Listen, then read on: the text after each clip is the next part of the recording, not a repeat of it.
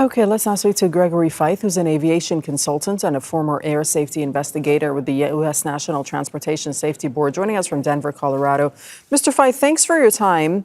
I'm sure you've seen the footage of that flight. What does the footage of the crash or perhaps the pattern of the damage indicate to you what may have happened? Well, there's a number of things, Noreen. One of the things is with the aircraft in flight, of course, investigators are going to be studying the flight path. That is the controllability of the airplane. That's where the cockpit voice recorder and the flight data recorder will be very important because they're the electronic witness. They're the ones that are going to tell the investigators exactly what was going on with the aircraft at any moment in time, all the way up to impact.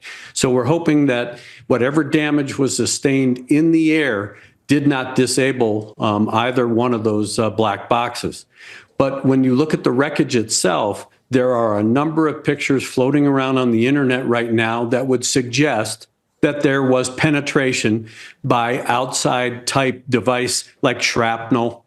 Because when you look at the pock marks or the punctures in the tail section of the aircraft, they are from outside in, which means whatever penetrated the fuselage, the structure itself, came from outside the aircraft and was blown in versus inside blown out.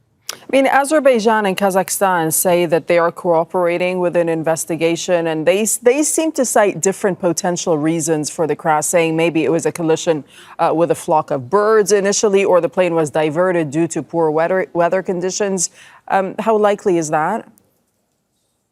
When you look at the physical evidence, I know that they initially said bird strike. Bird strike does not present that kind of evidence, especially on the tail section of the aircraft. As we've seen with the Miracle on the Hudson here in the United States several years ago, where the aircraft collided with a flock of geese and the pilot ended up putting it into the river in New York.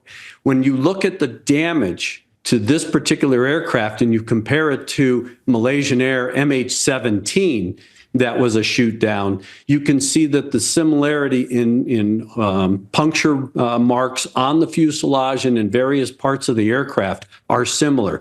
So I don't know why. They may have had a story about diverting because of weather or birds or whatever, but those kinds of things would not have brought this airplane down based on the physical evidence. When would you expect, or when should we expect, rather, sort of more concrete information or concrete evidence based on an investigation? How long does such an investigation take usually?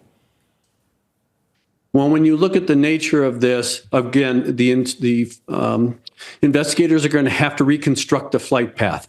Where was this aircraft when the initiating event occurred? Were they in an action area where there was military action taking place? There's going to probably be a joint type investigation between a civilian authority and, of course, military. They're going to have to ferret out, what kind of military activity may have been in the area where this aircraft was operating. I would expect that investigators would have some very good information if the cockpit voice recorder and the flight data recorder are intact and are readable. There should be some very good information that we should have, again, based on how much they want to release over the next 72 to 96 hours. Because once those boxes are read, the information is readily present, and so all now it really takes somebody to explain the data. Right. Okay. Gregory Feith, you're an aviation analyst speaking to us from Denver, Colorado. Thank you so much. You're welcome. Make sure to subscribe to our channel to get the latest news from Al Jazeera.